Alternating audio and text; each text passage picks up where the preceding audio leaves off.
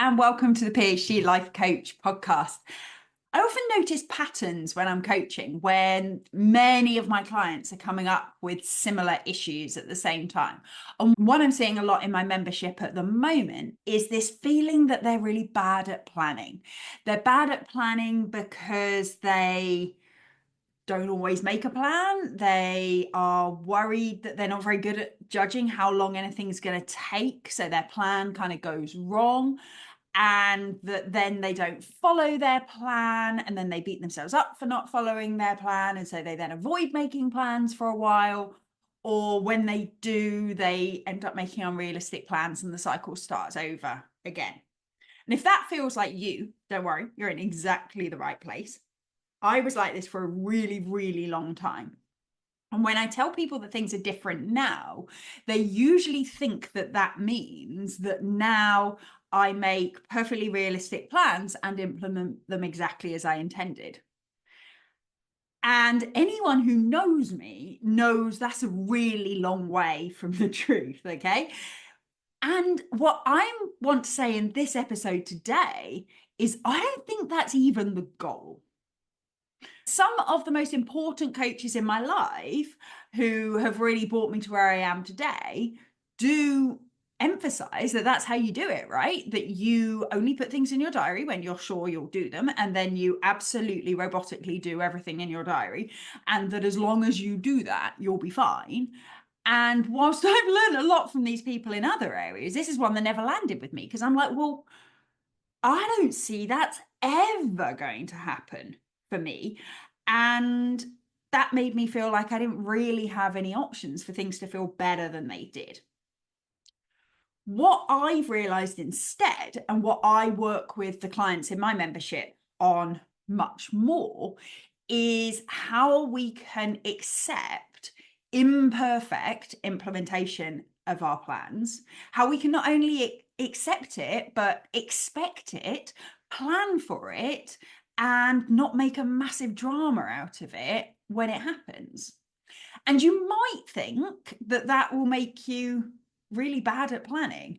But actually, in this episode, I want to really convince you that planning for and accepting imperfect implementation will make you a way better planner than expecting perfect implementation and getting upset when that doesn't happen.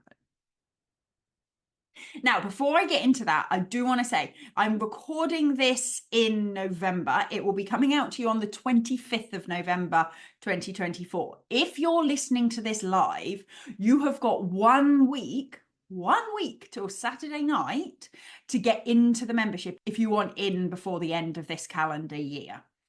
The membership is going to be open until midnight UK time, GMT. American listeners, please notice. Midnight GMT, November the 30th. The membership is going to close until the end of January. It will reopen again. And then next year, it's only going to open in the final week of each month. I'm introducing some new sessions, which will take place at the beginning of the month, welcoming new members, teaching you the self-coaching model, getting you up to speed with how all the membership stuff works. And because of that, you're only going to be able to get in at certain times of the month.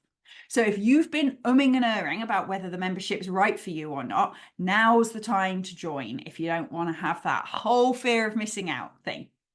If you're not sure what the membership's about, you can check out on my website, thephdlifecoach.com.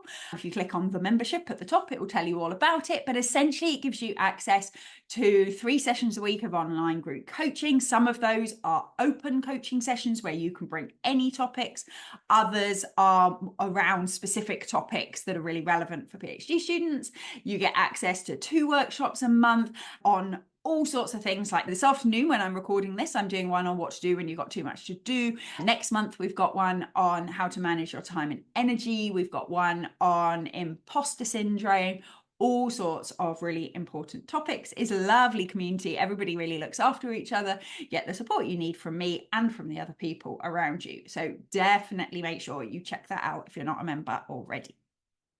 You also actually get access to some online courses, one of which, Be Your Own Best Boss, covers a load of stuff about planning, gives you some really specific tools that will enable you to practice some of the stuff that we're talking about today. So Check it out for the end of November. Perfect. Now, back to the topic, imperfect implementation. Well, let's start with what's the problem with expecting yourself to implement things perfectly.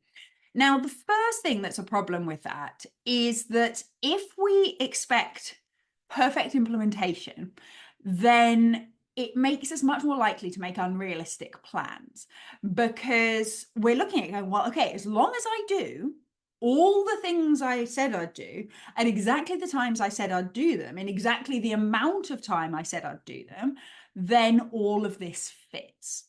So having this kind of belief that you're going to be able to implement perfectly and that you should be able to implement perfectly can tempt you not to leave any wiggle room in your planning. And I see this all the time. And the reason people don't want to put wiggle room into their diaries is because they think it means they have to accept that they're not good enough. You know, they should be implementing perfectly. So why would they plan to be less than perfect? It also means you have to make some difficult decisions, right? Because if you've realized that not everything fits into the time you've got, then you have to choose what things you're not going to do, who you're going to have to disappoint, whether you're going to have to disappoint yourself, what you're going to miss out on because you can't do everything. And so instead of making those difficult decisions, instead of accepting that we're not going to implement this perfectly and we can't fit it all in, what we do instead is kind of avoid those decisions, jam it all in anyway, expect perfect implementation, and then don't implement perfectly. The reasons we don't implement perfectly are partly stupid plans that don't allow for breaks, that don't allow for transitions, that don't allow for unexpected things to come up, that don't allow for us just not being on top form that day. But I think it's also driven in large part by the fact that although we told ourselves we should be able to implement this perfectly, we also told ourselves it probably wasn't reasonable to implement this perfectly. So it's almost like there's two different voices in our heads. I have to plan it like this because I should be able to do it, and this is the only way it all fits. And a voice that says, yeah, but you're probably not going to stick to it, are you? Because this looks exhausting and you never know how long things take anyway. And then we're almost starting it with an expectation that we're not going to do it like that anyway. So we don't go at it 100% because we think, you know what, this probably was never going to work, which makes it really hard to go at 100%. And then when we do miss something, then I don't know about you, but me and my clients then often end up really beating ourselves up about it. We failed again. This plan was pointless. This plan didn't get implemented. It was useless. I'm useless. We're never going to finish. And then we end up avoiding the entire plan, avoiding our tasks. And then until we get so frustrated that we start saying we'll try again, we're just off plan. And I think this will sound really, really familiar to lots of you. And that's okay. This is really, really common. One thing that doesn't happen when we assume we're going to implement something perfectly is any strategizing about how to make this plan robust to non-perfect implementation. Now, what do I mean by that? When I used to do my GCSE revision back in the days when I was at school, I would make super perfectionist plans and they would be really unrealistic about what I would fit, but they'd also be super specific. So in this hour, I would cover this topic and this topic, and in that hour, I'd cover this topic and that topic. And it meant that if I ever missed an hour, I had to reshuffle the rest of the plan. The plan didn't work anymore. Suddenly I was trying to jam in extra hours, or I was having to move things down, and then I was spending more time reorganizing my plan than actually doing the work. And I hadn't thought anything about what would happen if I didn't do these things in those hours. Whereas if we know we're going to implement something imperfectly, then we're much more likely to say, I'm going to try my best to implement this as close to what I planned as possible. But on the basis it's probably not going to be bang on, how can I make this more robust to imperfect implementation? Quick interjection. If you're finding today's session useful, but you're driving or walking the dog or doing the dishes, I want you to do one thing for me after you've finished. Go to my website, phdlifecoach.com, and sign up for my newsletter. We all know that we listen to podcasts and we think, oh, this is really, really useful, I should do that. And then we don't end up doing it. My newsletter is designed specifically to help you make sure you actually use the stuff that you hear here. So every week you'll get a quick summary of the podcast, you'll get some reflective questions, and you'll get one action that you can take immediately to start implementing the things we've talked about. My newsletter community also have access to 1 session a month of online group coaching, which is completely free, but you have to be on an email list to get access. They're also the first to hear when there's spaces on my one-to-one coaching or when there are other programs and workshops that you can get involved with. So after you've listened, or even right now, make sure you go and sign up. And that might be things like making sure you have a system for knowing what you have done and what you haven't done. Maybe it's things like prioritizing more clearly so that you know which things you would drop if you are then running out of time. It might be using a more role-based approach rather than a task-based approach. And if you want to know more about that, I talk about it in my episode about role-based time blocking. But essentially, instead of blocking in this time, I am going to do this specific task, you instead say, I'll be in operations mode. And you then look at the operations part of your to-do list and choose the thing that's most urgent. Or you'll be in writing mode and you'll then decide which bit of writing is most urgent or the highest priority. And you do that rather than specifying the exact thing that you will write weeks in advance. I usually recommend picking maybe the day before or that morning so that you're not having to decide in the moment, but not deciding so far in advance that if you then miss a session, it messes everything up. Everyone's built a Gantt chart, right, that you then get off track with, and then instead of adapting it, you just delete it or shove it in a drawer somewhere and never look at it again. That's what happens when we make plans that only work if we turn up as perfect humans, which we never do because we're humans. What do we do instead? How do we make plans if we accept that we're going to implement them imperfectly? Well, the first thing we do is we think about the quantity of work that we're trying to do, and we ask ourselves, does it still fit if I implement this imperfectly? If I only did 80% of the time that I said I was going to do, would this still work?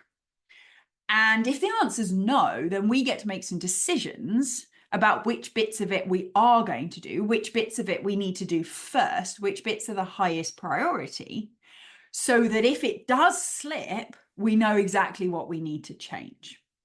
And it makes it much more likely that we're going to start with a realistic plan in the first place. What we're also going to do when we plan that we're going to be imperfect or that we're likely to be imperfect, we also start to let go of the idea that anything less than perfect implementation is a fail. A plan is useful if it inspires action, not just if we follow it perfectly. If you make a plan and it gets you going on something that you really want to do, it was an effective plan, even if you didn't carry out every single thing that you intended to do within the time that you had available to you. Planning is at best guesswork. Even when we're really good at it, we're never quite sure exactly how long things will take. Obviously, we can adjust the quality to fit in the time we get it. But even within that, we don't always know or decide in a way that we're happy with. So sometimes we do underestimate how long things take. I still do, even though I try to get it done in the time I said, sometimes that's just not possible, to be honest. I planned to record this morning. I didn't record it this morning because it took me longer than anticipated to edit the last podcast that I was doing. You know, we all get it wrong sometimes. It doesn't have to mean that there was a fundamental flaw. The joy is that by making a plan, it means that you've sat down and thought about what your intentions are for the week. What are the things that are most important to you this week? What's top of the agenda? What's got deadlines coming up? And even if you don't follow that through to perfection, you're still aware of those things in a way that you wouldn't have been if you hadn't made the plan. So I very rarely stick to my week plan perfectly. But if I don't stick to the plan, but I have planned, then I'm at least aware of what things were important that I haven't done. And I'm aware of what I was doing that wasn't what I'd planned. And that gives me a whole bunch of information that you simply don't get if you don't plan. My weeks that get away from me are the ones where I decide that I'm too busy to make a plan. I've just got to get on and do some of the things. And then I usually end up 3/4 of the way through the week going, I don't even know what I've done this week and where I'm at. When we plan, we identify that framework, and then how we deviate from the framework can be really, really informative. It might start telling you that you're not allowing enough time for routine tasks, for example. It might tell you that there are things you're avoiding. If you notice that there are tasks you keep putting on your list each week and then not doing, we get to look at those and go, I wonder why I'm not doing that. It gives you a load of information that if you just do what comes top of mind all the time without planning, you never, ever get to find out. Making a plan and knowing that we'll stick to it imperfectly also helps us appreciate the things we do. So I want you to think of the last time you made a plan and then didn't stick to it, especially if it was a time that you were beating yourself up a lot about that. What usually happens is as soon as we fall off that wagon, we now hate the plan, we now hate ourselves, and therefore we just go back to doing whatever comes into our inboxes, whatever people shout for loudest, right? When in reality, if we have a plan and we know we're going to fall off it occasionally, we're not going to do it perfectly. As soon as we realize we have, we can nudge ourselves back to doing the plan without judgment, without making a massive drama about the fact that we missed some stuff. And then we can recognize how much of the plan we did do. Because if you sometimes fall off it, don't do exactly what you thought you were going to, but then you nudge yourself back onto it, by the end of the week, you might find you followed 40% of your plan or 60% of your plan. Now, if you hadn't got a plan, or if you'd got a plan that was only acceptable if you do all of it, you would never have recognized all that stuff that you got done. Whereas if you can look at it and be like, look at me, I got 60% of my plan done this week. That's awesome. Check me out. Okay, we need to look at the bits I didn't do, why I didn't do them, how I can make them easier, all that stuff. We're going to strategize for that. But part of strategizing for that, for anything, is recognizing what we are already doing well. And having a plan, knowing you're going to implement it imperfectly, and then recognizing the extent to which you implemented it can really help recognize what you did do, as well as notice what you didn't do. Now, none of this means that we're going to just let ourselves off the hook, make unrealistic plans. No, we're not going to stick to them anyway, dick about and then moan about it later. That's not what we're doing. Our goal is to still stick to a plan. No, our goal is to still design a plan that makes it as likely as possible that we can do it. A plan that feels like it might be fun to try and do, that's kind of challenging but achievable. A plan that's designed to kind of structure our day in a way that feels nice and feels like we'd want to live it. And then during the week, we want to look at that plan in a kind of slightly eager teacher's pet sort of way and be like, oh, I wonder if I can do this bit. Oh, I think I can do that bit too. Oh, I missed a bit this afternoon, but I reckon I could catch up and do this bit this afternoon. And then I'd have done most of it.